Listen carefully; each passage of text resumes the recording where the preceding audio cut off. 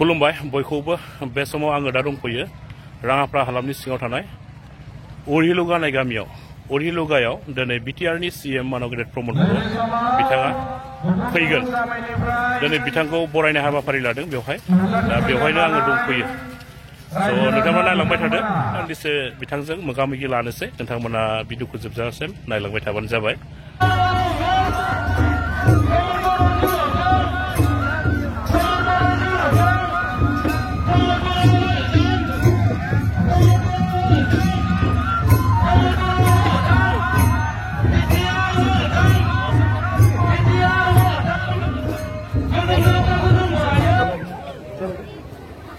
Sir पहले open करिए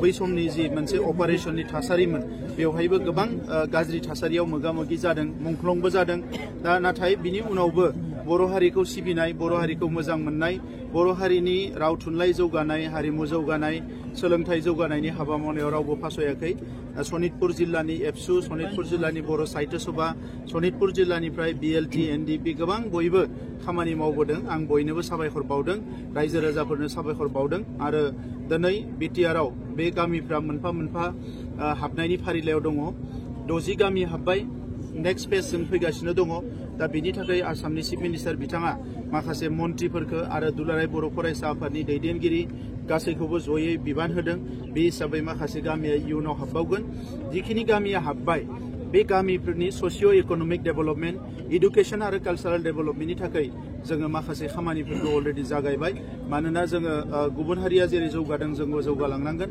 बेखौनो नोजोर होनानै दिनै फैदों आरो दिनै सनितपुर जिल्लायाव गासैबो लानानै फ्राय 3 कोटिनि बारा रांनि फान्डनि जोङो माखासे फसंथानफोरखौ गायसननो थाखाय अन्थाइ खुन्थिया गायसननाय जादों फैबाय थानाय बिटिसि बिसायख'थियाव जिखुनु गामिफ्रा हाबबाय बेफोरो बाहागो लाफानो मोनगोन नामा निस्सय बाहागो लानो मोनगोन आरो बिनि अनगायैबो सार माखासे हा-हुनि जेंना गोबां दंबावो बे हा-हुनि जेंनाखौ जों रायज्लायगासिनो दङ फेज वाइजआव रायज्लायलांगोन आरो आङो गोबां जेंना थालांगोन होननानै सानाखै खालि वाइल्ड लाइफ एरियानि माखासे जेंनाया एसे गोब्राब जादों नाथाय बेखौबो जोङो सावरायगासिनो दङ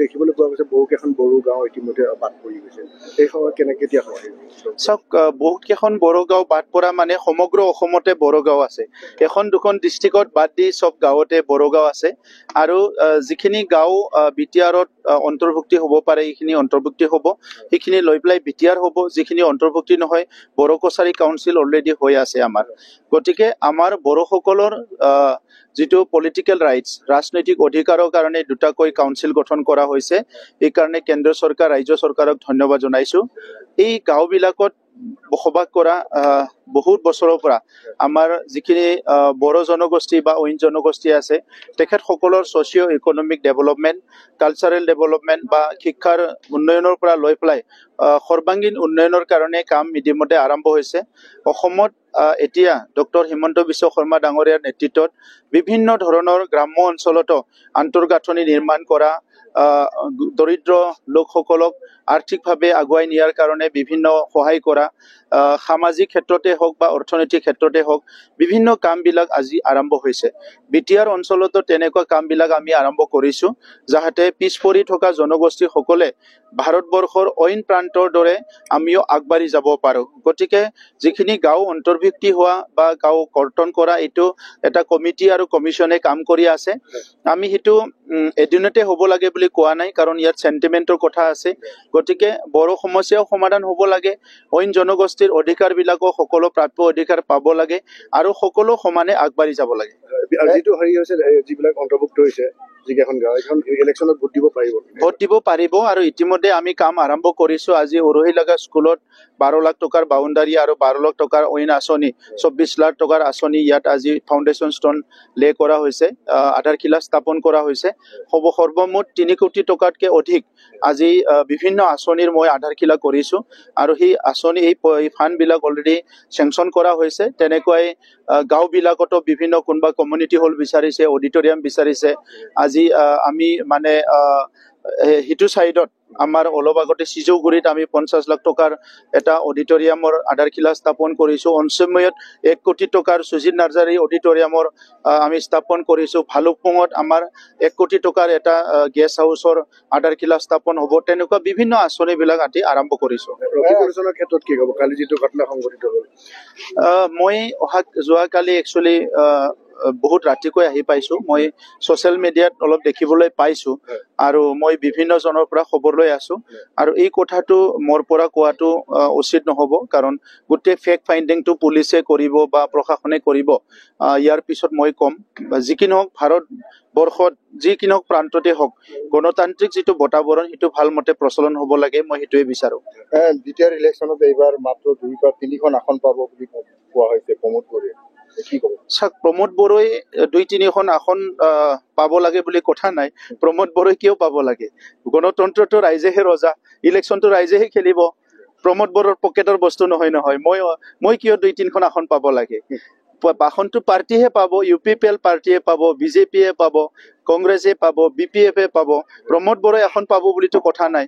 গতিকে আজি যিসকলে গণতন্ত্ৰটো বুজি নাপায়, যি গণতন্ত্ৰত ৰাইজে ভোট দিয়ে, নিজৰ মন পচন্দৰ প্ৰাৰ্থীসকলক, নিজৰ মন পচন্দৰ দলক, আৰু তাৰপিছত চৰকাৰ গঠন কৰে, যিসকলে প্ৰমোদ বড়োৱে 1-2জন আসন পাব বুলি কৈছে, মই ভাবোঁ সেই মানুহবিলাকে গণতন্ত্ৰৰ কোনো বেছিক বিষয়বিলাকক বুজি নাপায় বুলি তেনেকৈ ভাবোঁ মই। নিৰ্বাচনৰ মহিলাৰীয়ে কৈছে যে আপুনি এইবাৰ বিৰাট দুৰ্নীতি কৰিছে, যাৰ কাৰণে এইবাৰ বিটিএত আপুনি আসন নাপায়।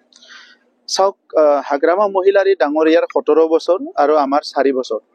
4 বছৰতো 1 বছৰ আমি কাম কৰিব পৰা নাই কোভিডৰ কাৰণে। 3 বছৰ কাম কৰিছোঁ।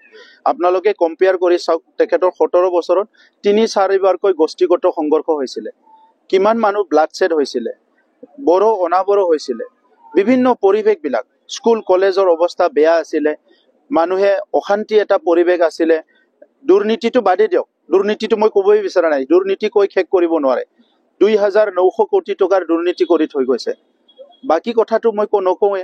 গতিকে আজি আমাৰ 4টা বছৰত আমি কিমানখিনি স্কুল বনালোঁ, কিমানখিনি অডিটৰিয়াম বনালোঁ, কিমানখিনি কাম কৰিলোঁ, সেইটো হাগ্ৰামা মহিলাৰী ডাঙৰীয়াই বহি মানে 24 ঘণ্টা নহয়, 48 ঘণ্টা হিচাপ কৰিলে শেষ নহ'ব। ইমান কাম কৰিলোঁ 4 বছৰত। সময় বাগৰাৰ লগে লগে হাগ্ৰামাৰ যিসকল আছে আপোনাৰ পক্ষ লৈছে। নিশ্চয় ৰাজনীতিত চাওক, ৰাজনীতিয়ে হওক বা কোনোবা সামাজিক কামতে হওক, যদি তাৰ কোনো নীতি নাই, তাৰ কোনো আদৰ্শ নাই, আৰু কোনো দূৰদৰ্শিতা নাই, বা সমাজক লৈ পেলাই কোনো আঁচনি বা কোনো চিন্তা কৰিব পৰা মানসিকতা নাই, সেই দলটো বেছিদিন নাথাকে আৰু সেই নেতৃত্বৰ তলত কোনো থাকিবলৈ নিবিচাৰে। গতিকে আজি আমি UPPL আৰু BJP লগ লাগি কাউন্সিলত চৰকাৰ চলাই আছোঁ। প্ৰথম উদ্দেশ্য আছিলে শান্তি স্থাপন কৰা, আমি সফল হৈছোঁ। ইয়াৰ লগতে আৰু এটা উদ্দেশ্য আছিলে নিৰাপত্তা প্ৰদান কৰা, ইয়াতো সফল হৈছোঁ। তৃতীয় উদ্দেশ্য আছিলে যে সমন্বয় কৰিব লাগে, সকলো জাতি জনগোষ্ঠীক আমি আজ লৈ পেলাই সমন্বয় কৰিব পাৰিছোঁ। আৰু বাকীখিনি যিটো আছিল দুৰ্নীতি অপশাসন, এইটো গুচাই পেলাই ভাল শাসন এটা আৰম্ভ কৰিব পাৰিছোঁ। সেইটোৰ কাৰণে আমি যথেষ্ট আনন্দিত। আপোনাৰ পাৰ্টিৰো লোক এতিয়া বিটিএফলৈ আপুনি মেলিছে, কি ক'ব? আমাৰ পাৰ্টিৰ পৰা কোনো যোৱা নাই এতিয়ালৈকে। তেনেকুৱা উল্লেখনীয় কোনোবা 1-2জনটো যোৱা অহাটো হৈ থাকিব। গাড়ীখন চলাই থাকিলে পেচেঞ্জাৰ নামিব উঠিব। ঠিক আছে, চাওক, বড়ো মাত্ৰ নহয়, বিভিন্ন বিদ্যালয় আছে। ইয়াৰ কাৰণে অসম চৰকাৰে বিবেচনা কৰি আছে। বড়োসকলৰ অলপ বিদ্যালয় প্ৰাধিকৰণ নোহোৱাৰ কাৰণে, বড়ো মাধ্যমৰ অসুবিধা হোৱাৰ কাৰণে আমি 2020 চনত যিটো শান্তি চুক্তি হ'ল, ইয়াত 6.3 দফা এটা আনিছিলোঁ, য'ত স্কুল প্ৰভিন্সিয়েলাইজ হ'ব লাগে। ইয়াৰ কাৰণে বিটিআৰৰ ভিতৰত বড়ো অসমীয়া সকলো স্কুল প্ৰভিন্সিয়েলাইজ কৰাৰ কাৰণে এটা প্ৰচেছ চলি আছে। আমি ইয়াৰ কাৰণে অসম চৰকাৰৰ লগত কথা পাতি আছোঁ। আৰু বিটিআৰৰ বাহিৰত বড়ো মিডিয়ামৰ স্কুলবিলাক প্ৰভিন্সিয়েলাইজ হ'ব লাগে, য'ত নেকি এপছু আৰু বড়ো সাহিত্য সভাই নেতৃত্ব দি আছে। কি কৈছে? এইটোতো কোনোবা ক'ব, আৰু এইটো হৈছে, পইচা আহিছে, দৰমহা পাব। আপুনি নহয়তোহে শুনিছে, হোৱাটো শুনক। Thank U.